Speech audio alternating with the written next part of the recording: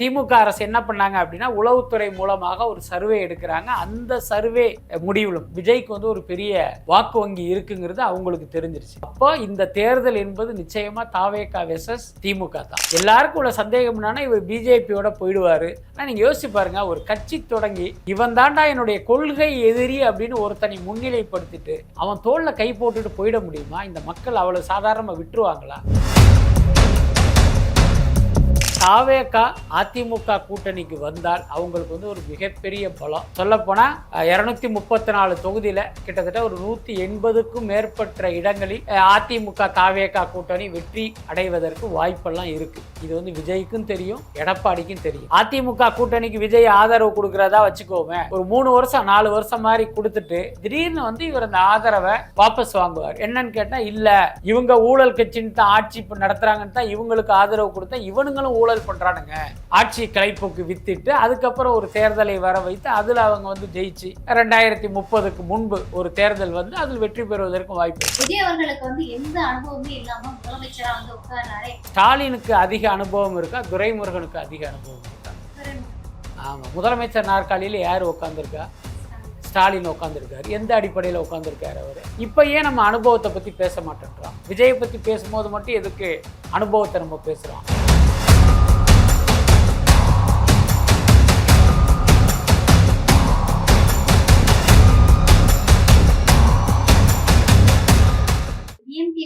DMK ஏடிஎம்கேக்கு மாற்றதான் வந்து TVK வர போகுதுனால ஏடிஎம்கே வராது, ஏடிஎம்கே நம்ம வந்து கன்சிடர் பண்ண வேண்டாம் அப்படின்ற மனநிலைக்கு விஜய் இருக்காங்க.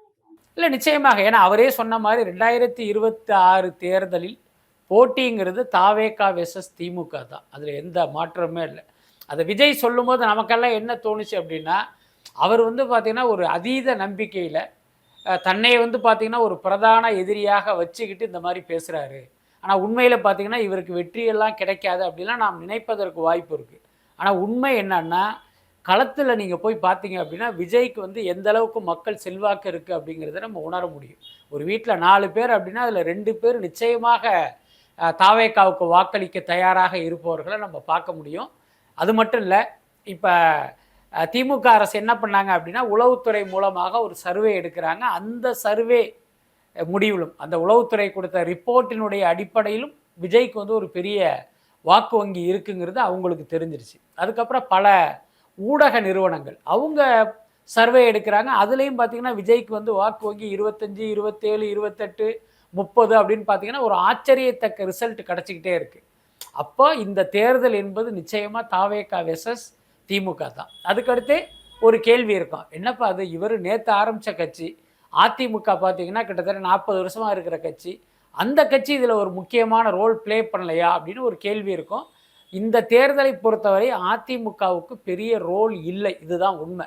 என்ன காரணம் அப்படின்னா எடப்பாடி என்கிற அந்த தலைமை வந்து ரொம்ப ரொம்ப பலவீனமாக இருக்குது. அதுக்கடுத்து பார்த்திங்கன்னா அந்த தலைமைக்கு ஒரு பெரிய ஆளுமை திறன் இல்லை, பாஜகவுடைய அடிமையாக இருக்குது. நேற்று வரைக்கும் பாஜகவோட கூட்டணி இல்லைன்னு சொன்ன எடப்பாடி அமித்ஷாவுடைய மிரட்டல் காரணமாக அந்த அவங்கள வந்து கூட்டணியில் போய் சேர்க்குறாரு. அதை மக்கள் பார்த்துக்கிட்டு தான் இருக்காங்க. அதுக்கு அடுத்து பாஜகவோட நட்பு அப்படிங்கிறது உங்களுடைய அரசியல் எதிர்காலத்தையே காலி பண்ணிடும்னு தெரிஞ்சு அதையும் மீறி அந்த அழுத்தத்துக்கு உடன்பட்டு அப்படி ஒரு கூட்டணியை அமைச்சதும் இந்த மிகப்பெரிய சரிவை அவருக்கு கொடுப்பதற்கு தயாராக இருக்குது. அதனால் எனக்கு தெரிஞ்சு இந்த 2026 தேர்தலில் வந்து அதிமுகங்கிறது ரொம்ப ரொம்ப கீழே போயிடும், அதுதான் உண்மை. பாஜக எதிர்ப்பு அப்படின்ற ஒரு நிலைப்பாட்டை விஜய் அவர்கள் வந்து ஒரு ஸ்ட்ராங்கா இருக்க மாட்டாரு அப்படின்ற ஒரு விமர்சனம் இருந்துட்டே இருக்குது. இல்ல, அது எப்படி நம்ம சொல்ல முடியும்? நீங்களே பாக்குறீங்க, எல்லா கூட்டத்திலையுமே அவர் தொடர்ந்து பேசுறாரு. சொல்லிடுறாரு, ஓகே. ஆனா கடுமையான விமர்சனங்கள், எத்தனையோ விஷயங்கள் வந்து தமிழ்நாட்டு மேல வந்து மத்திய அரசு வந்து போட்டு புஷ் பண்ணது, ரொம்ப பழிவாங்குற நடவடிக்கைகள் எடுத்துட்டு இருக்கு. அப்படி இருக்கும்போது நிறைய பிரச்சனைகள் மத்திய அரசால வரும்போது நம்ம மத்திய அரசு சாடணும் இல்ல, ஏன் அதை வந்து விஜய் பண்ண மாட்டேங்கிறாரு அப்படின்ற ஒரு கேள்வி. இப்போ நீட் தொடங்கி சமீபத்திய எஸ்ஐஆர் வரை ஒன்றிய அரசு தமிழ் மக்களை வஞ்சிக்குது, அதை நம்ம பார்த்துக்கிட்டு இருக்கோம். இந்த இஷ்யூ எல்லாத்துக்குமே விஜய் குரல் கொடுத்துருக்காரு. லேட்டஸ்ட்டாக அந்த எஸ்ஐஆருக்கு எதிராக தொடர்ந்து குரல் கொடுப்பது தாவேகா, அதை வந்து நம்ம மறுக்க முடியாது. அதே நேரம் நான் ஏற்கனவே சொன்ன மாதிரி இன்றைக்கு தமிழ்நாட்டில் அதிகாரத்தில் இருப்பது திமுக, அதை அங்கிருந்து அகற்றுவது தான் அவருடைய முக்கியமான வேலை. அதுக்கடுத்து இப்போ ஒருவேளை மக்களவை தேர்தல் நடக்குன்னு வச்சுங்க, திமுக பற்றி விஜய் பேசவே மாட்டார். அவருடைய விமர்சனம் எல்லாமே பாஜக நோக்கி தான் இருக்கும். இன்னொன்று அதை நம்ம பார்க்கத்தான் போகிறோம். இது சட்டமன்ற தேர்தல் அப்படிங்கிறதுனால திமுக எதிர்ப்பை வந்து கொஞ்சம் பிரதானப்படுத்த வேண்டிய நிலைமையில் வந்து தாவேகா இருக்குது. அதைத்தான் அவர் பண்ணுறாரு. அதுக்கடுத்து நீங்கள் எல்லா இடத்துலையுமே அடடா நம்ம மேலே இப்படி ஒரு முத்திரை வந்துடுதா, அப்போ நம்ம சும்மாவாவது பாஜகவை திட்டுவோம் அப்படின்னு வந்து திட்ட முடியாது. அது சரியாகவும் இருக்காது. எனக்கு தெரிஞ்சு விஜயை பொறுத்த வரைக்கும் அவருடைய நிலைப்பாட்டில் சரியாக இருக்காருன்னு தான் நினைக்கிறேன். எல்லாருக்கும் உள்ள சந்தேகம் என்னன்னா, இவர் பிஜேபியோட போயிடுவார் அல்லது பிஜேபியின் பி டீமாக இருப்பார் அப்படிங்கிறது தான் எல்லாருடைய சந்தேகம். ஆனால் நீங்கள் யோசிச்சு பாருங்கள், ஒரு கட்சி தொடங்கி இவன் தாண்டா என்னுடைய கொள்கை எதிரி அப்படின்னு ஒருத்தனை முன்னிலைப்படுத்திட்டு அவன் தோளில் கை போட்டுட்டு போயிட முடியுமா? இந்த மக்கள் அவ்வளோ சாதாரணமாக விட்டுருவாங்களா? இப்போ திமுகவாவது இவருக்கு அரசியல் எதிரி, புரியுதா இல்லையா? அதை நீங்கள் எப்போ வேணாலும் மாற்றிக்கலாம். இன்னொரு அரசியல் எதிரி பெரிய ஆளாக வரும்போது இவரோட நீங்கள் கை கொடுக்கலாம். கேட்டால் சொல்லலாம், இல்லை இல்லை இவன் வந்து ஒரு பெரிய ஆளாக வந்துட்டான், ஒரு அதிமுகவோ பாஜகவோ எதிர்காலத்தில் ஒரு பெரிய சக்தியாக வருதுன்னு வச்சுக்குவோம், ஒரு வாதத்துக்கு சொல்கிறேன். அப்போ அவர்களை எந்த ஆட்சியிலிருந்து அகற்றுவதற்காக நான் திமுகவோட கூட்டணி அமைக்கிறேன்னு கூட விஜய் சொல்வதற்கு வாய்ப்பு இருக்குது. அதை அந்த மக்களும் ஏற்றுக்குவாங்க. ஆனால் ஒரு கொள்கை எதிரியாக அடையாளம் காட்டிய ஒரு பாஜகவோடு கூட்டணி அப்படின்னா நிச்சயமாக மக்கள் ஏற்க மாட்டாங்க. அது விஜய்க்கு தெரியாதா என்ன? ஓகே. இப்போ திமுகல வந்து காங்கிரஸ் வந்து பேச்சுவார்த்தை நடத்திட்டு இருக்கதாகவும், அப்ப வந்து டிவிக்கு வந்து தனிச்சு விடப்படடா அப்படின்ற ஒரு கேள்வி எழுந்துட்டு இருக்கு. இல்லை அதாவது என்னென்னா, காங்கிரஸோட வந்து ஒரு பேச்சுவார்த்தை நடப்பதாக ஒரு தகவல் வருது. அதை நம்ம வதந்தின்னு ஒதுக்கிட முடியாது. அரசியலை பொறுத்த வரைக்கும் என்ன வேணாலும் நடக்கலாம், எப்போ வேணாலும் நடக்கலாம். இதுதான் நாம் கடந்த காலத்தில் பார்த்த விஷயம். அதனால் பார்த்திங்கன்னா வர்ற தேர்தலில் காங்கிரஸுக்கு வந்து திமுக தரப்பில் ஒரு உரிய இடங்கள், உரிய மரியாதை கிடைக்கல அப்படின்னா அவங்க தாவேக்காவை நோக்கி வருவதற்கு வாய்ப்பு இருக்குது. ஆனால் இன்னைக்கு சுச்சுவேஷனில் அப்படி எந்த உடன்பாடும் தாவேக்காவோட நடக்கலை. அதுதான் உண்மை. சிஎம் சீட்டுக்கு வந்து விஜய் அவர்கள் குறி வைக்கிறாரா, இல்லை வந்து எனக்கு திராவிடம் கழகத்தை வந்து இங்கேருந்து அப்புறப்படுத்தினா போதும் அப்படின்ற ஒரு கொள்கையில் இருக்காரா விஜய்? இல்லை, விஜயினுடைய கட்சியினுடைய கொள்கையை பார்த்தீங்கன்னா திராவிடமும் தமிழ் தேசியமும் எனது ரெண்டு கண்கள்னு சொல்லியிருக்காரு. ஆனால் அவர் பார்த்தீங்கன்னா திராவிடத்துக்கு எதிரி கிடையாது. என்ன, திராவிட முன்னேற்ற கழகத்தை ஆட்சியில் இருந்து அகற்றணும். ஏன்னா இன்றைக்கி அவங்க தானே ஆட்சியில் இருக்காங்க. ஒரு கற்பனையாக சொல்லணும் அப்படின்னா, விஜய் கட்சி தொடங்கும் போது அதிமுக ஆட்சியில் இருந்திருந்தால் விஜயினுடைய விமர்சனம்ங்கிறது அதிமுக அரசை நோக்கி இருந்திருக்கும். ஆனால் இன்றைக்கி அவர் கட்சி தொடங்கும் போது திமுக ஆட்சியில் இருப்பதால் அப்போ அவங்கள வந்து அவர் எதிரியாக முன்னிறுத்துறார். அவ்வளவுதான். அதுதான் சார் இப்போ என்னுடைய கேள்வி என்னன்னா, இந்த திராவிட முன்னேற்ற கழகத்தை வீட்டுக்கு அனுப்பணும், அதுதான் அவருடைய இலக்கா, இல்ல முதலமைச்சர் பதவி அப்படின்றது தான் விஜய் அவர்களுடைய இலக்கா? இல்ல, திமுகவை நீங்க அங்கிருந்து வீட்டுக்கு அனுப்புனாலே அந்த முதல்வர் நாற்காலிங்கிறது தன்னை தேடி வரும், அல்லது தான் அந்த இடத்தை நோக்கி செல்லலாம் அப்படின்னு தானே விஜய் நினைக்கிறாரு. அதுதானே நடக்கும். இப்போ இன்னைக்கு ஆட்சியில் இருக்காங்க, இப்போ வரப்போகிற தேர்தலில் தாவேக்காக்கு ஒரு கணிசமான இடத்தில் வெற்றி கிடைத்தால் இப்போ திமுக வந்து நிச்சயமாக ஆட்சி அதிகாரத்திலிருந்து இறங்கி தானே ஆகணும். அப்போ தாவேக்கா வெற்றி அடையும் போது இவர் தானே முதலமைச்சர் நாற்காலிக்கு போவார். இல்லை, ஏன்னா வந்து ஏடிஎம்கே கூட வந்து டிவிக்கே ஒரு பேச்சுவார்த்தை நடத்துதுன்ற ஒரு விஷயம் வந்துட்டே இருக்கு தொடர்ந்து. அதனாலதான் கேட்குறேன். இப்போ இன்கேஸ் டிஎம்கே வீழ்த்துறதுக்கு ஒரு பலமான கூட்டணி தேவை அப்படின்னு இவங்க கூட்டணி அமைச்சு ஜெயிக்கிறாங்க அப்படின்னா என்ன மாதிரியான சூழல் உருவாக்கும் கேட்குறேன். இல்லை, இது வந்து ஒரு கற்பனையான கேள்வியை தான் நான் எடுத்துக்கிறேன். என்ன காரணம்னா, அதிமுக கூட்டணியில் பாஜக இருக்கும் வரை தாவேக்கா அந்த கூட்டணிக்கு போகாது. அதுதான் ரொம்ப முக்கியமான விஷயம். அதுக்கடுத்து தாவேக்கா அதிமுக கூட்டணிக்கு வந்தால் அவங்களுக்கு வந்து ஒரு மிகப்பெரிய பலம். சொல்லப்போனால் 234 தொகுதியில் கிட்டத்தட்ட ஒரு 180க்கும் மேற்பட்ட இடங்களில் அதிமுக தாவேக்கா கூட்டணி வெற்றி அடைவதற்கு வாய்ப்பெல்லாம் இருக்குது. இது வந்து விஜய்க்கும் தெரியும், எடப்பாடிக்கும் தெரியும். ஆனால் அந்த கூட்டணியில் இருக்கிற பாஜகவை எடப்பாடியால் வெளியேற்ற முடியாது. ஏன்னா இந்த கூட்டணி அப்படிங்கிறது இயற்கையாக அமைந்த கூட்டணி இல்லை.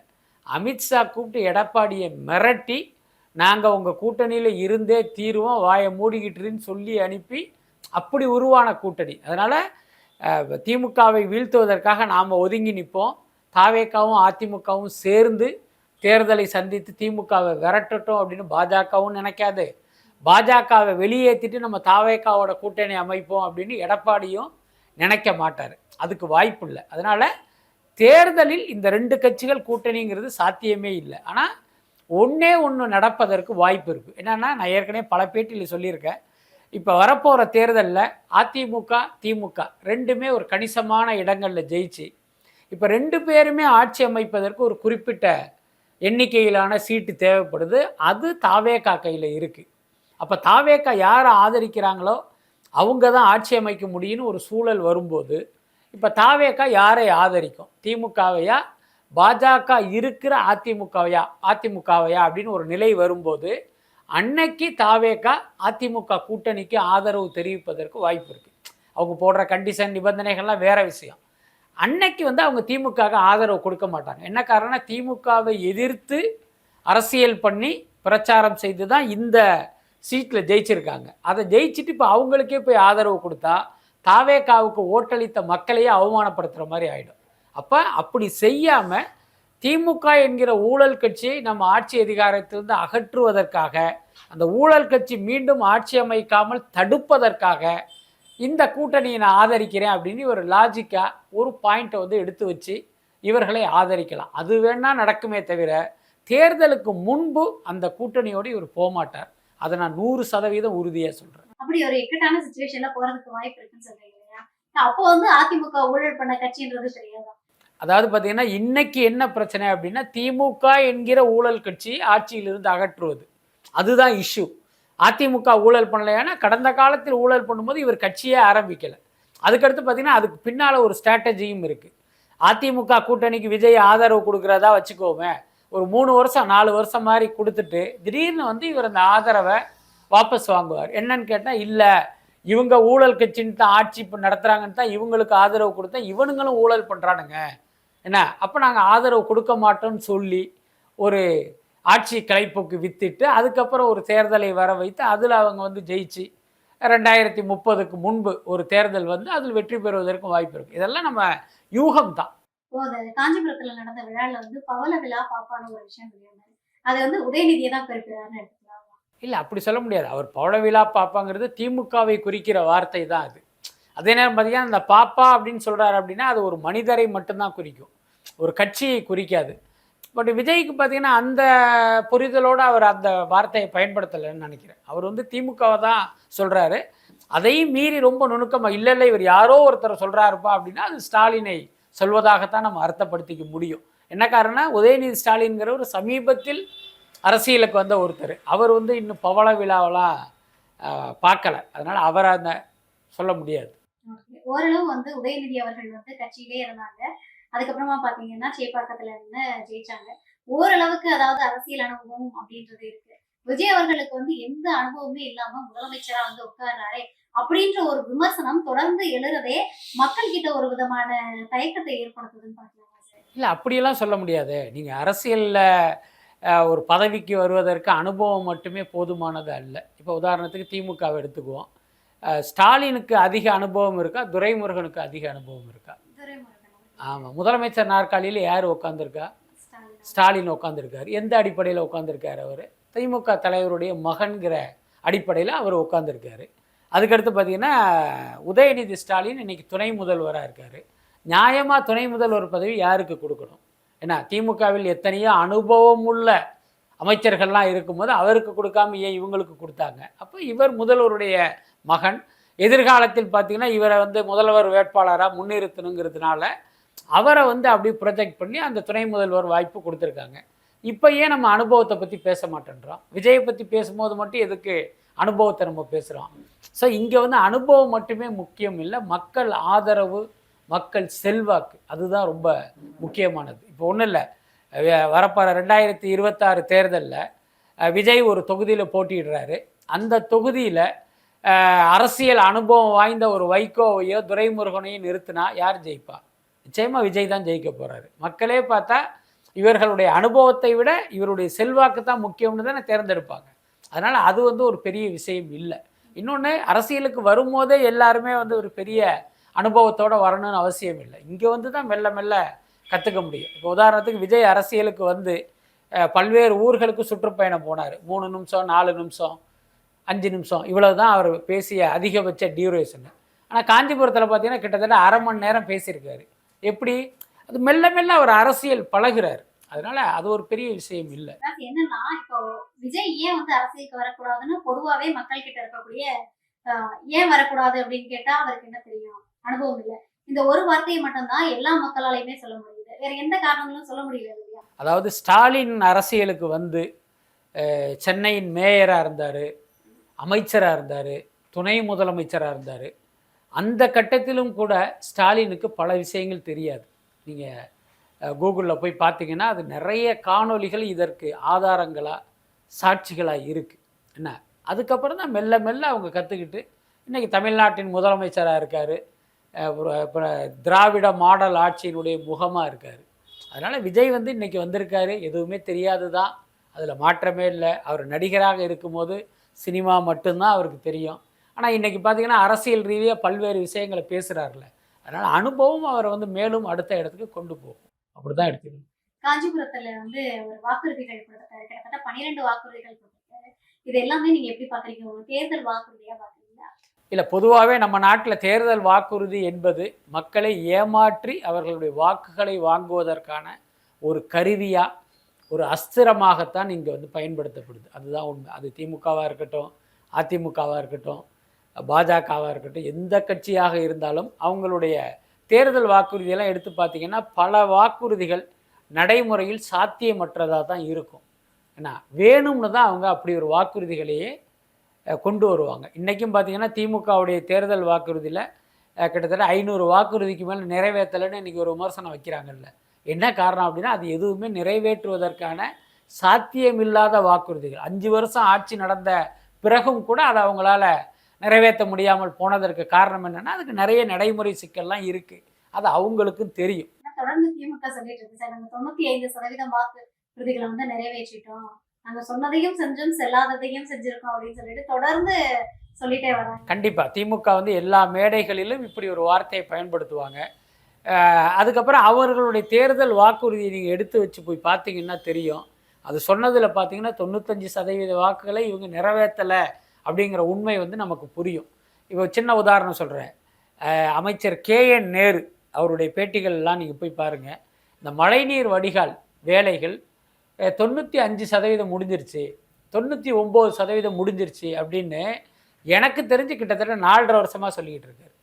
நீங்கள் சென்னையில் போய் ரவுண்ட் அடித்து பாருங்கள், 95% பகுதிகளில் இன்னும் அந்த வேலை நடந்துக்கிட்டு இருக்கும். அப்போ எப்பேற்பட்ட ஒரு பொய்யை கொஞ்சம் கூட கூச்சமே இல்லாமல், கொஞ்சம் கூட உறுத்தலே இல்லாமல் அவர் சொல்லிக்கிட்டு இருக்காருங்கிறத நம்ம புரிஞ்சுக்கலாம். அந்த மாதிரி இதெல்லாம் யார் கேட்க போகிறா? அதுக்கடுத்து பார்த்தீங்கன்னா, இல்லை சார் நீங்கள் வந்து இவ்வளவு வாக்குறுதி கொடுத்தீங்க, நீங்கள் இவ்வளவு தானே நிறைவேற்றினீங்கன்னு ஒரு ஆதாரபூர்வமாக கேள்வி கேட்கிற ஊடகங்களும் இங்கே கிடையாது, ஊடகவியலாளர்களும் இங்கே கிடையாது. இதெல்லாம் இவங்களுக்கு வந்து ஒரு பெரிய தைரியத்தையும் நம்பிக்கையையும் கொடுத்து இந்த மாதிரி போகிற போக்கில் அடித்து விட்டுட்டு போகிறாங்க. அப்படி தான் அதை எடுத்துக்கணும். ஸோ அந்த அடிப்படையில் தான் தாவேகா சார்பாக நேற்று விஜய் வந்து கொடுத்த தேர்தல் வாக்குறுதி, எல்லாருக்கும் சொந்த வீடு, அதுக்கப்புறம் ஒரு 2 வீலர், முடிஞ்சால் கார் அப்படிங்கிறதெல்லாம் பார்த்திங்கன்னா இது வந்து வழக்கமாக ஒரு உடை சுடுகிற விஷயமாக தான் நான் பார்க்குறேன். ஏன்னா உங்களுக்கு அதெல்லாம் பண்ணணுங்கிற ஆசை விஜய்க்கு இருக்கலாம், அது நம்ம உண்மையிலே பாராட்டுறோம். ஆனால் நடைமுறையில் அதெல்லாம் சாத்தியம் இல்லை. அதுதான் எனக்கு தோணுன விஷயம். ஏன்னா இப்போ திமுக வந்து கிட்டத்தட்ட 506 வாக்குறுதிகள் கொடுத்து அவங்க வந்து பாமக ஒரு புத்தகம் வெளியிட்டாங்க. அதுல 66 வாக்குறுதிகள் மட்டுமே நிறைவேற்றிட்டாங்க அப்படின்னு. கிட்டத்தட்ட 4.5 ஆண்டு காலம் வந்து திமுக ஆட்சியில் இருந்துச்சு. வெறும் 66 வாக்குறுதிகள் தான் நிறைவேற்ற முடிஞ்சிச்சா? எல்லா பலமுமே இருக்குது, அவங்க கிட்ட நிதி இருக்குது, எல்லா பலமுமே இருக்குது, பல வருஷம் அனுபவம் இருக்கு, இவங்கனால எதுவுமே செய்ய முடியல. கலைஞர் வீடு கட்டி கொடுக்கக்கூடிய திட்டம், பிரதமருடைய வீடு கட்டக்கூடிய திட்டம், இவ்வளவு இருந்துமே வீடு கட்டி கொடுக்க முடியாத ஒரு சூழல் தான் இப்போ வரைக்கும் இருக்குது. அப்படி இருக்கும்போது விஜய் அவர்களால வந்து எப்படி வந்து ஒரு துணிச்சலா வந்து நான் எல்லாருக்கும் வீடு கட்டி கொடுத்துருவேன், இன்கேஸ் வந்து 2026 தேர்தல்ல அவர் வந்து அரசியல் தலைவராகவே ஆனாலும், சிஎம்மாவே ஆனாலும் அது எப்படி பாசிபிள் ஆகும்? இல்லை, அது சாத்தியம் இல்லை. அதை தான் நம்ம தொடர்ந்து சொல்கிறோம். அதாவது எல்லாருக்கும் வீடு கிடைக்கணுங்கிறது இவருடைய ஆசையாக இருக்குது. நான் இப்போ நம்ம முதல்வரானா வீடு இல்லாத மக்களே இருக்கக்கூடாது, எல்லாரும் சொந்த வீட்டில் இருக்கணும்னு அவர் நினைக்கிறார்ல, அந்த நினைப்பு வந்து ரொம்ப ஒரு பாராட்டத்தக்க எண்ணம், அதில் எந்த மாற்றமே இல்லை. ஆனால் ஒரு வீடுங்கிறது வந்து உங்கள் வாயால் கட்ட முடியாது, அதுக்கு நிதி தேவை. இப்போ நீங்கள் வீடு கட்டணும், இத்தனை பேருக்கு நான் வீடு கட்டி கொடுக்கணும்னு சொல்லும் போது நிதி அமைச்சகத்துலேருந்து என்ன சொல்லுவாங்க, ஐயா அவ்வளோ பணம் இல்லைன்னு சொல்லுவாங்க. அப்போ நீங்கள் உங்கள் வீட்டிலேருந்து எடுத்தாந்து இதெல்லாம் பண்ண முடியாது. அந்த நிதியை கொண்டு தான் நீங்கள் இது எல்லாத்தையுமே சாத்தியப்படுத்த முடியும். புரியுதா இல்லையா? அதனால் அவர் வெளியிலேருந்து இப்படி ஒரு விஷயத்த சொல்கிறாரு, உள்ளே வந்த பிறகு தான் அவருக்கு வந்து யதார்த்தங்கிறது என்னன்னு புரியும். அதனால தான் சொல்கிறேன், இதெல்லாம் சாத்தியமற்றது. ஓகே. ஏன்னா வந்து இப்போ ஒரு மூத்த பத்திரிகையாளர் ஒருத்தவங்க சொன்னாங்க. விஜய்க்கு வந்து ஸ்கிரிப்ட் எழுதி குடுக்குறது வந்து இந்த சினிமா பாணியில எழுதி குடுத்துட்டு இருக்காங்க. டேட்டாவோட முதல்ல எடுத்து குடுக்க பழகுங்க. ஏன்னா கிட்டத்தட்ட இப்போ வந்து 1,5 லட்சம் கோடி ரூபாயில வந்து தமிழ்நாடு கடன்ல இருக்குது அப்படின்ற மாதிரியான ஒரு விஷயத்த சொல்லியிருந்தாரு. இத எப்படி பார்க்குறீங்க? ஏன்னா வந்து இன்னுமே வந்து அந்த சினிமாத்தனத்த விட்டு வெளியில வரல அப்படின்றத பதிவு பண்றாங்க. அவர் சினிமாவிலிருந்து வெளியில் வந்துட்டார். அதில் எந்த மாற்றமே இல்லை. அதே நேரம் அவர் இத்தனை வருடம் சினிமா நடிகராக இருந்ததால் அவர் பேசுகிறது எல்லாமே நமக்கு ஒரு சினிமா வசனம் மாதிரி தான் தெரியும். ஏன்னா இன்னும் சொல்லப்போனால் இன்றைக்கி அவர் திமுகவை எதிர்த்து விஜயை வந்து நீங்கள் தொட்டுட்டீங்க, நான் விடமாட்டேன், இதெல்லாம் பேசுகிறதெல்லாம் பார்த்தீங்கன்னா ஒரு சினிமா வசனம் மாதிரி நமக்கு தோணும். என்ன காரணம்னா அவரை நடிகராகவே நம்ம பார்த்து பழகிட்டோம். அதுக்கடுத்து பார்த்திங்கன்னா ஒரு அரசியல் மேடைக்கு வர்ற ஒருத்தர் ஒரு சினிமாக்காரன்ட்ட எழுதி வாங்கிட்டுலாம் வந்து பேச மாட்டார். அதனால் நீங்கள் குறிப்பிட்ட அந்த மூத்த பத்திரிகையாளர்கள் இந்த யதார்த்தத்தையும் புரிஞ்சுக்கணும். நான் சொல்கிறது என்னென்னா, விஜய் வெளியிலிருந்து பார்க்குறாரு, அதனால் அவருக்கு பல நடைமுறை சிரமங்கள்லாம் அவருக்கு தெரியாது. உள்ளே வந்ததுக்கப்புறம் தான் அடடா இவ்வளோ பிரச்சனைகள் இருக்காங்கிறதே அவருக்கு தெரியும். அதுக்கடுத்து நீங்கள் சொல்கிற மாதிரி அது வந்து 100 எத்தனை லட்சம் கோடி கடன் இருக்குன்னு சொன்னீங்க, 1.5 லட்சம் கோடியா அது இருக்குது. ஆனாலும் இன்றைக்கும் தமிழ்நாடு அரசு டெய்லி ஒரு அறிவிப்பை வெளியிட்டுக்கிட்டு தானே இருக்காங்க. அப்படி இருக்கும்போது கடன் இருக்குங்கிறது ஸ்டாலினுக்கு தெரியாதா? உதயநிதி ஸ்டாலினுக்கு தெரியாதா? தெரியும். இத்தனை கடன் தமிழ்நாடு அரசுக்கு இருக்குது. ஆனால் கடன் கொடுப்பதற்கும் வந்து சில வழிகள்லாம் இருக்கிறதுனால இந்த திட்டத்தை நிறைவேற்ற முடியும்னு அவங்க நினைக்கிறாங்க, நம்புகிறாங்க, அதன்படி செய்துக்கிட்டும் இருக்காங்க. அப்போ அதையே விஜய் செய்கிறதுல என்ன பிரச்சனை வந்துட போகுது? அவர் சொல்லியிருக்காரு வந்து மருத்துவம், சுகாதாரம் வந்து தமிழகத்துக்கு வந்து நல்ல சுகாதாரம் கொடுக்கணும், மருத்துவம் கொடுக்கணும் அப்படின்னு. அப்ப இப்ப இருக்கக்கூடிய வந்து மருத்துவ கட்டாயம் வந்து சரியில்லை அப்படிங்கிறாரா? அது உண்மைதானே. இன்றைக்கி வந்து மருத்துவம் வந்து எந்த அளவுக்கு காஸ்ட்லியாக இருக்குங்கிறது நம்ம எல்லாருக்குமே தெரியும். அதுக்கு அடுத்து பார்த்திங்கன்னா இன்றைக்கி மருத்துவமே வந்து தனியார்களிடம் ஒப்படைக்கப்பட்டிருக்கு. பேருக்கு வந்து அங்கங்கே அரசு மருத்துவமனை இருந்தாலும் அங்கே வந்து ஒரு போதிய சிகிச்சை கிடைப்பதில்லை. அது எல்லாத்தையும் நம்ம பார்த்துக்கிட்டு தான் இருக்கோம். அப்போ நம்ம ஆட்சிக்கு வந்தோம்னா இதையெல்லாம் சரி பண்ணணும்னு நினைக்கிறாரு. அது சரி பண்ணுறதுல நிறைய சிக்கல்கள் இருக்குங்கிறது வேறு விஷயம். ஆனால் இதெல்லாம் சரி பண்ணணும்னு நினைக்கிறதே ஒரு நல்ல முன்னெடுப்பு தானே. அதை நம்ம அப்படி தான் பாசிட்டிவாக பார்க்கணும். அவர் சொன்னார், அதையே இவர் சொல்கிறாரு, இவர் வந்தால் இப்படி சரி பண்ணுவார் அப்படிங்கிற கேள்வி வந்து இந்த நேரத்தில் நமக்கு தேவையில்லை. நம்ம என்ன பண்ணணும் அப்படின்னா, விஜய் இப்படி சொல்கிறாரு, ஒருவேளை எதிர்காலத்தில் ஒரு அதிகாரத்துக்கு வந்தார் அப்படின்னா, நீங்கள் அன்னைக்கு சொன்னீங்க, இன்னும் இதை சரி பண்ணலையே நம்ம வேணால் கேள்வி கேட்கலாம். அந்த கேள்வி வந்து ஒரு நியாயமான கேள்வியாக இருக்கும். ஆனால் இன்றைக்கி வந்து ஒரு விஷயம் சொல்லும் போது எப்படி உங்களால் முடியும் அப்படின்னு கேட்குறது வந்து அது சரியான விஷயமா இருக்காதுன்னு நினைக்கிறேன். ஓகே. இப்போ வந்து டிஎம்கேயோட ஐடியாலஜியில வந்து டிவிகே வந்து மாறுபட்டு எதுலையுமே இல்லை. இருமொழி கொள்கையா இருக்கட்டும், அதுக்கப்புறமா வந்து எஸ்ஐஆரா இருக்கட்டும், நீட்டா இருக்கட்டும், எல்லாத்துலயுமே வந்து ஒரே கருத்தை தான் வந்து முன்னெடுத்துக்கிட்டே இருக்காங்க இல்லையா? அப்ப மக்களுக்கு என்ன தோணும்? விஜய் வந்து எதுல வேறுபட்டு இருக்காரு? திமுக சொல்றதே தான் வந்து விஜயும் சொல்றாரு. அதுக்கு நாங்க எதுக்கு வந்து டிவிகே நம்பணும் அப்படின்ற ஒரு மனநிலைக்கு வர மாட்டாங்களா? இல்லை, மக்களுக்கு வந்து அந்த மாதிரியான கேள்விகள்லாம் வராது. இன்னொன்று, மக்களை பொறுத்த வரைக்கும் ஒவ்வொரு கட்சியினுடைய கொள்கை பார்த்து யாரும் வாக்களிக்கிறது இல்லை. ஒன்றும் வேணாம். இப்போ திமுகவில் வந்து ஒரு 50 வருஷமாக இருக்கேன்னு ஒருத்தன் சொல்லுவான்ல, அவனை கூப்பிட்டு நிற்க வச்சு திமுகவுடைய கொள்கை என்னன்னு கேட்டால் அவனால் சொல்ல தெரியாது. புரியுதா இல்லையா? அதனால் மக்கள் வந்து கொள்கை பார்த்து ஒரு கட்சிக்கு வாக்களிக்கிறாங்க, கொள்கை பார்த்து ஒரு கட்சியை நிராகரிக்கிறாங்க அப்படிலாம் நம்ம எடுத்துக்க வேண்டிய அவசியம் இல்லை. தேர்தல் நேரத்தில் இவங்க நிறைய வடை சுடுவாங்க, அதை நம்பி மக்கள் வாக்களிப்பாங்க.